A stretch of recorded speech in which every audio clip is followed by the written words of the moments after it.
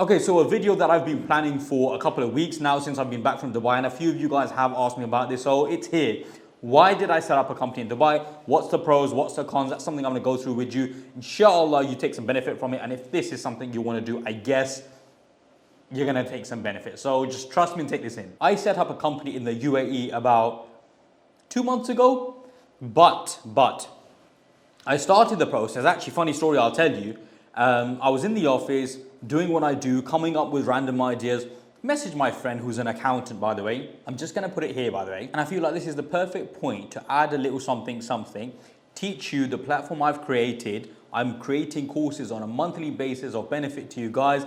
It's not a big amount. It's just £19.99 a month. And the friend that I'm talking to you about has created an accounting course teaching you guys about business taxes on VAT, corporation tax, dividends, and so much more. So if you're interested in something like that, links in the description, sign up to it. £19.99, you can cancel any. There's many courses there and many more to come. I genuinely think it's going to be of huge benefit. So yeah, give it a go and let me know. Make sure you let me know how it goes. But continuing into the story, I messaged my friend and I said, yo, listen, man, like, what if I set up a company in Dubai? How does that work? Like, can I just set up a company in Dubai? Now he replies and says, look, I'm not entirely sure. I know about UK, but I'm not sure about how Dubai works. So I thought, all right, let me give it a go. Start going into research mode, and me being me, I went, you know what? Sounds like it's something that's possible. Let's just give it a go. I got in touch with a company, got going with what I needed to do, had a conversation, consultation. To be fair, they were very nice, very friendly. They looked after me. I'll find their name and maybe put it in the description. I actually know a very good brother as well. I'll put his details in the description as well. If you guys are looking to set up a company in Dubai. Having said that, let me explain. So they advised me at the time though, set up a company in Sharjah.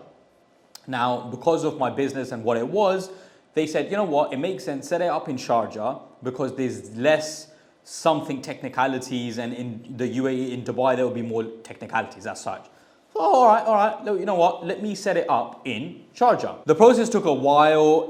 I was told it was going to take like 4-6 weeks, I think. I can't remember exactly, 4 to 6 weeks. It ended up taking like 2 months, 2.5 months. Qadar Allah, for whatever reason, Sharjah rejected my visa, which was like, what? And you guys will be thinking, visa? But you're setting up a company. Let me backtrack.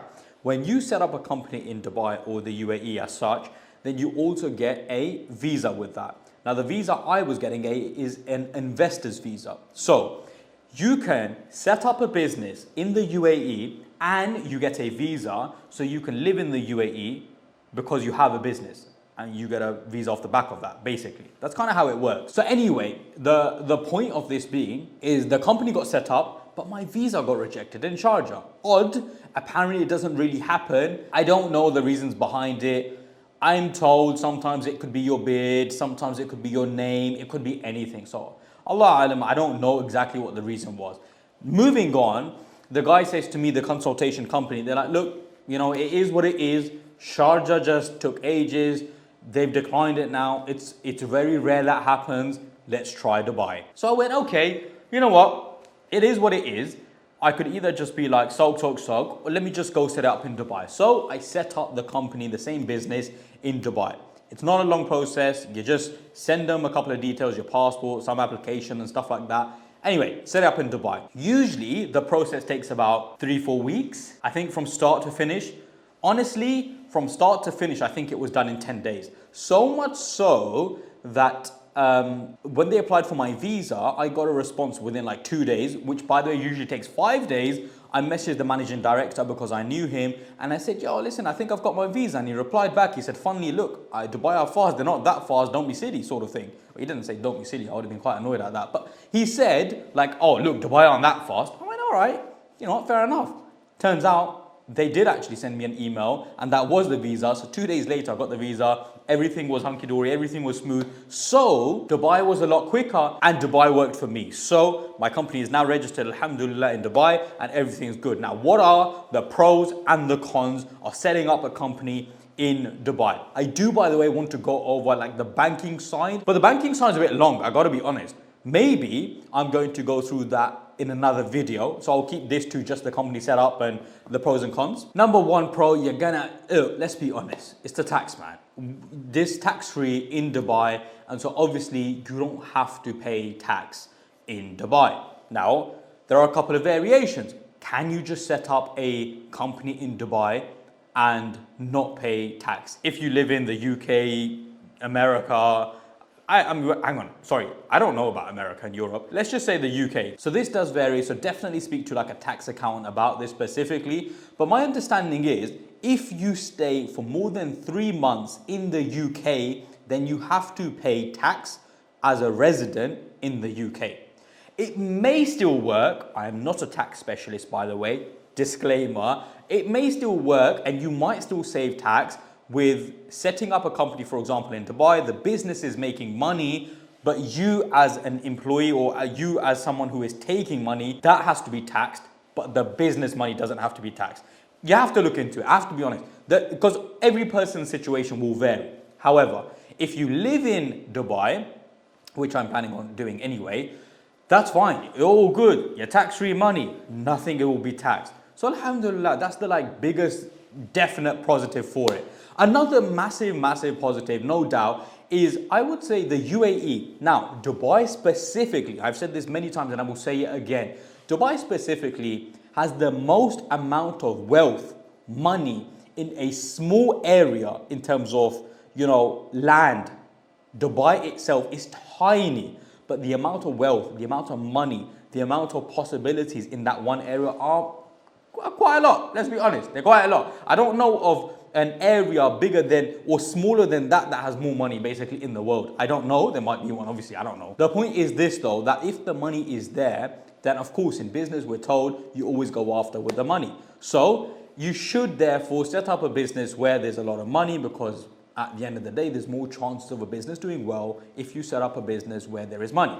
So that's my advice. That's why a great pro, again, also setting up something in UAE. Now, UAE also has great links to the other side of the Middle East, Saudi Arabia, and other countries in the Middle East. Now, I believe the Middle East in the next 10 years is going to be the place to be, to start something, to do something. And I genuinely believe in terms of potential, the Middle East has a huge amount of potential, especially with what Mohammed bin Salman wants to do in Saudi Arabia for 2030. I think there's big plans there, and being right next to them, if not in there, is obviously also a great opportunity. Now, in terms of the company setup and stuff, obviously in the UK, it's very quick and very easy. You practically just send a couple of details and it's registered within a day. That's longer in Dubai. So that's definitely a negative. It is a longer process.